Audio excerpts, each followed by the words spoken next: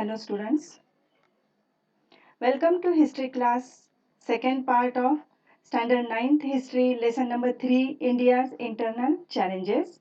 In the first part we have learnt some of the Indians internal challenges like reasons behind the unrest in Punjab, movement for independence Khalistan, Operation Blue Star, Operation Black Thunder, issues concerning Mizoram, Nagaland and Assam, and how all these issues were solved by Indian government. And in the second part means now we will proceed with issues of Arunachal Pradesh, Naxalism, communalism and regionalism.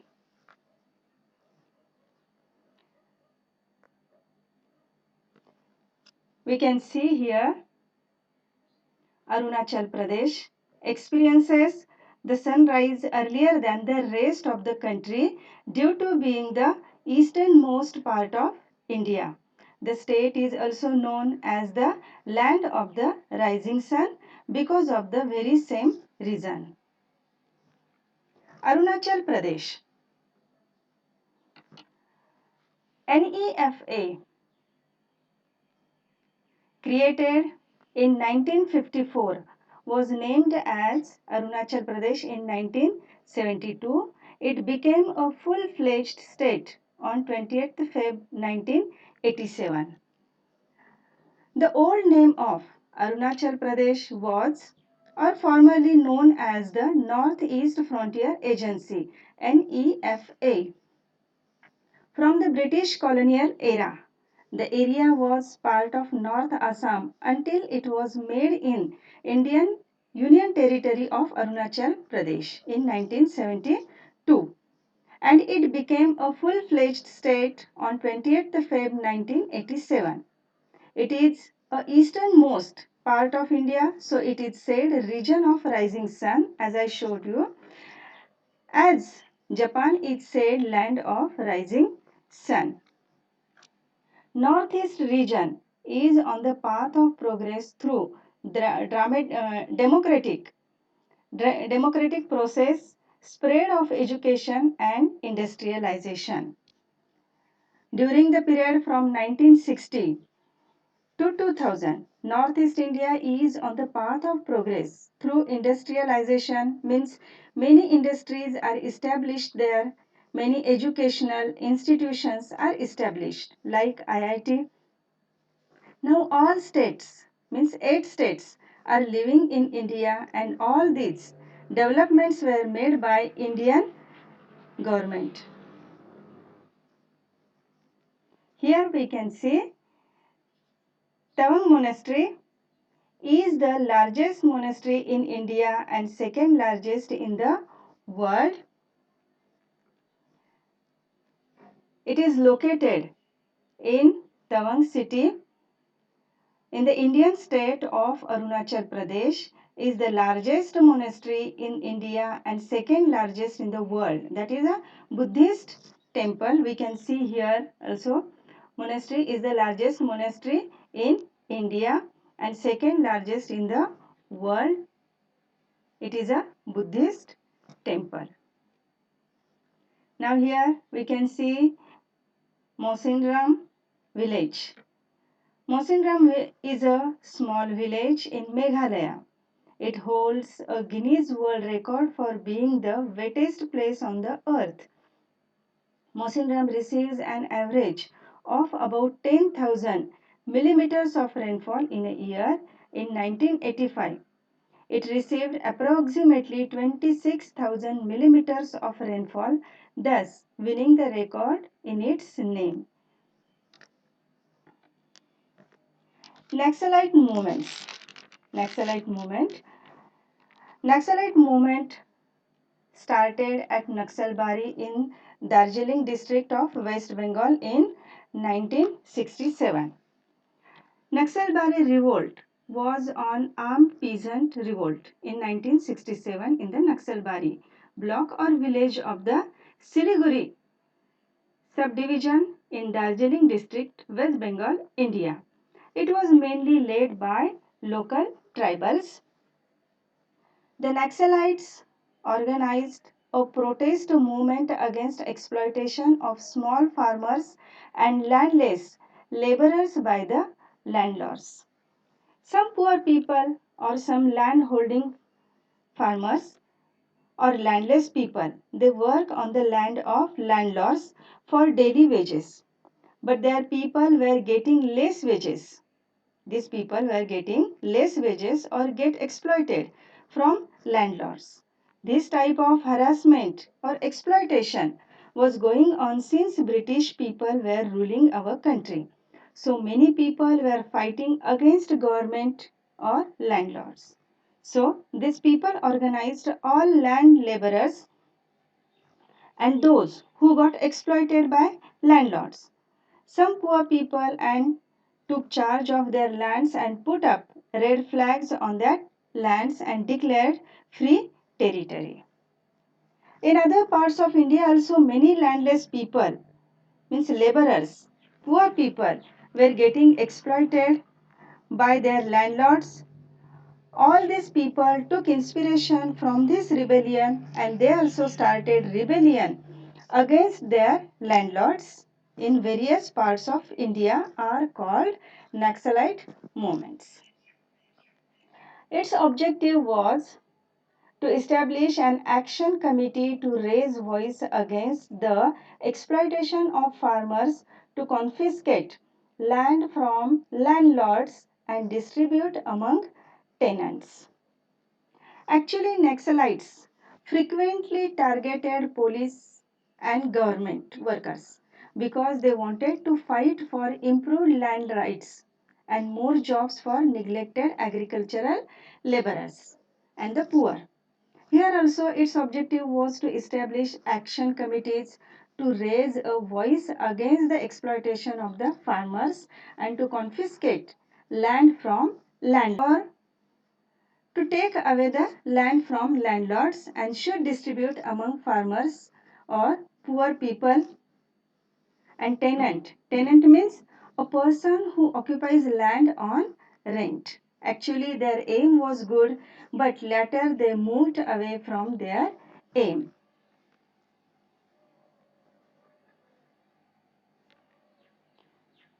The objective was, just now we have seen, objective was to establish an action committee to raise voice against the exploitation of farmers, to confiscate land from landlords and distribute among tenants. However, it later assumed form of terrorist movement with the Naxals starting their parallel system of governance. It posed a serious challenge to India's internal security. Here, the first clash occurred between the peasants and landlords when a farmer was beaten up by landlord. And this movement became violent and assumed form of terrorist movement. When they became terrorists, they started to prevent any government schemes and welfare policies from reaching the common people. They started to reject democratic system and started their own government, a parallel system or government. And this made a serious challenge to India's internal security. This movement spread to Odisha, Chhattisgarh, Madhya Pradesh, Andhra Pradesh, Telangana, and Maharashtra. The Naxals have formed the People's Liberation Guerrilla Army PLGA to maintain their influence. The conflict with the Naxalites is still going on. This movement was mainly located in West Bengal. Later, the movement spread to East Godavari in Andhra Pradesh, parts of Vishakhapatnam, Karimnagar in Telangana, Adilabad, Bastar, Rajnandagaon, and Sukma in Chhattisgarh, Gadchiroli, Bhandara, parts of Chandrapur in Maharashtra, Balaghat and Mandala in Madhya Pradesh, and Koraput in Odisha. In order to maintain their influence, the Naxalites established an organization called People's Liberation Guerrilla Army PLGA. This conflict is still going on. We can see here map the India Naxal affected district we can see here. So that means severely affected districts 51, then moderately affected districts, marginally affected district, then targeted districts we can see here. Next, communalism.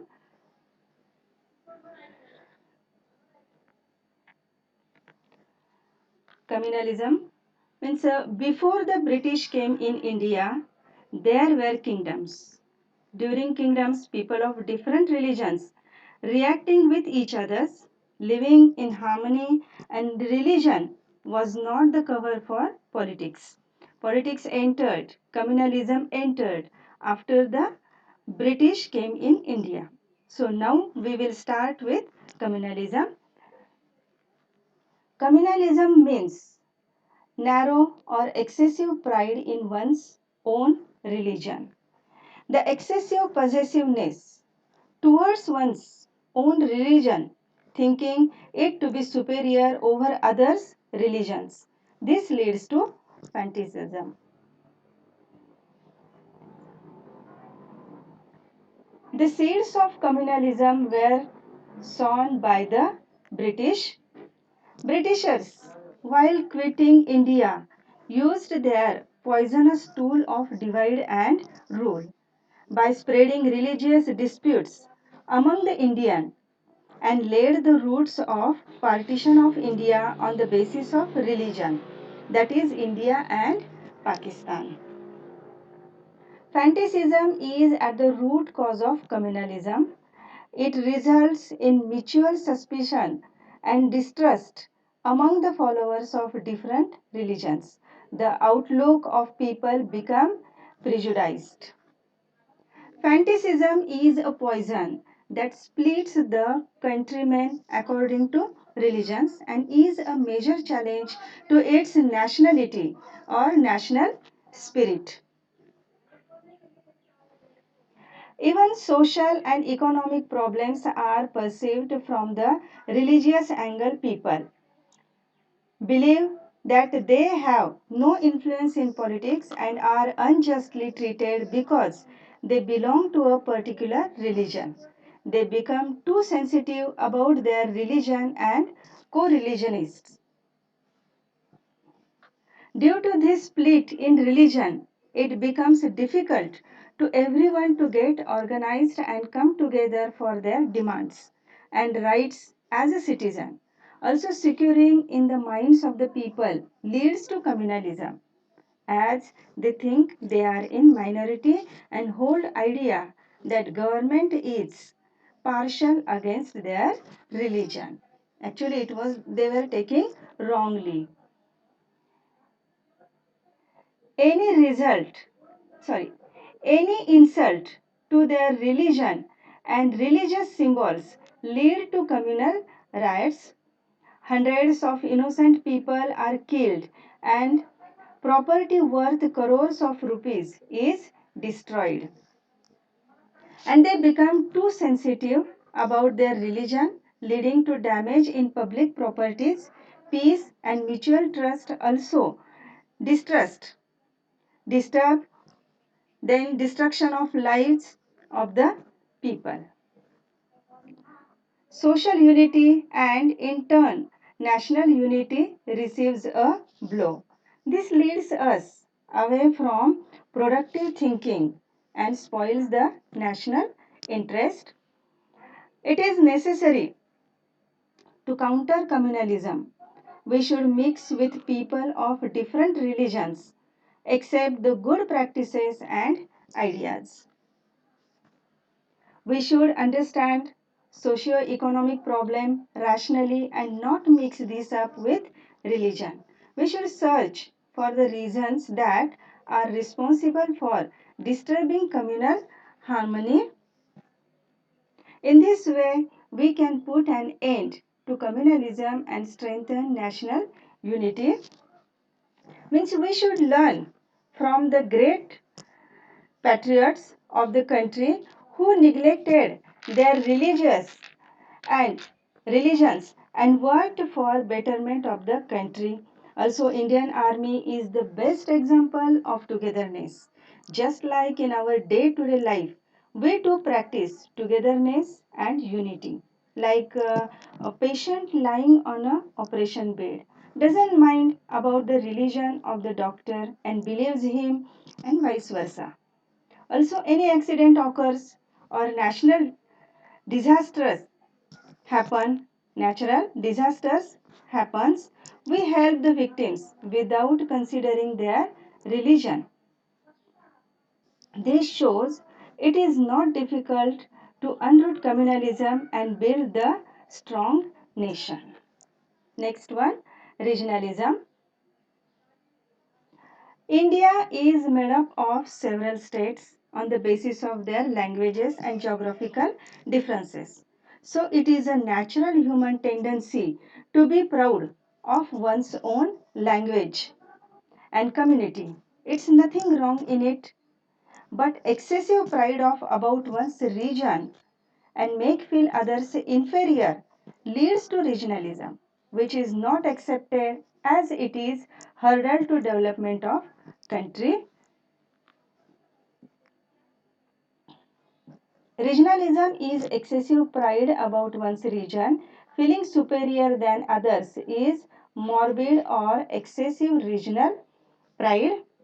The superiority complex hurts national integrity. Regionalism thrives on regional imbalance in development. Some states achieved higher economic and industrial development while some remained backward. So, may it be individual or a state or a country, daily functioning is meant for development. But due to inevitable but due to inevitable conditions like geographical differences, there appears to be imbalance in development of the states. Just like states of Maharashtra, Punjab, Tamil Nadu, Gujarat are developed economically and industrially, whereas Odisha, Bihar, Assam lagged behind in development. For example, because our city is geographically connected to economic capital of India, that is Mumbai. It has an upper hand over the other cities and states. Those are far away from Mumbai. Also, due to favorable climate conditions of Nasik is called as kitchen of India because it produces a lot of vegetable and agricultural products, whereas neighboring districts and states who are poor in climatic conditions compared to Nasik lag far behind in agricultural development. The developed advanced states also achieved progress in health, civic amenities and education, whereas less developed states remained backward in all these sector, sectors areas. Due to this developed imbalance between the states, standard of living of the citizens to influence it deeply, just like, for example, medical, educational, communications, etc., were developed more in developed states, whereas other remained backward.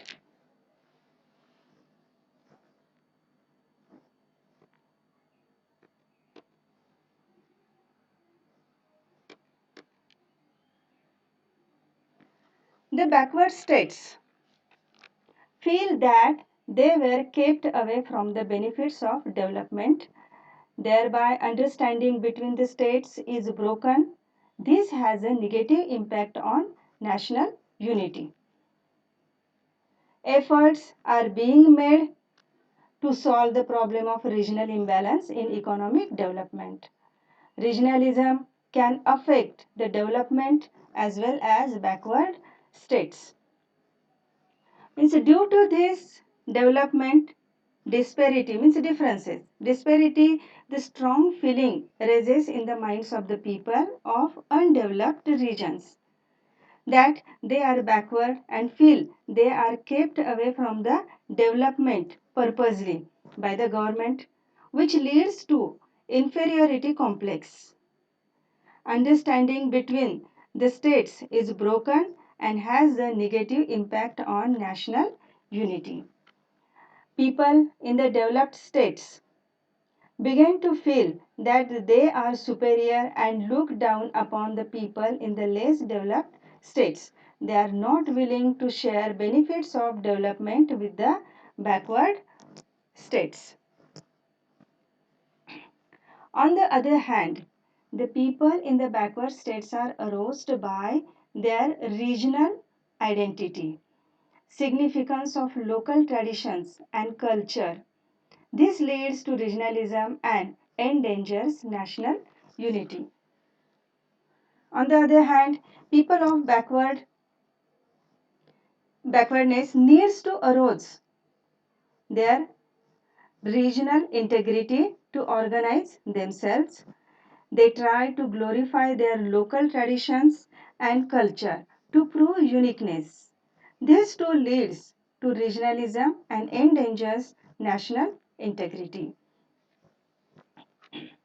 The evils of regionalism can be tackled by reducing the imbalance in development.